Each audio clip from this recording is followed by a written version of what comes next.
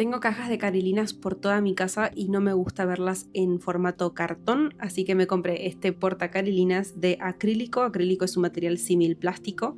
Lo que me gustó es que tenía la base antideslizante, que la verdad funciona bastante mejor de lo que pensaba. Para cargarlo es súper sencillo. Se saca la tapa que tenemos abajo, hay que hacer un poquito de fuerza para que salga.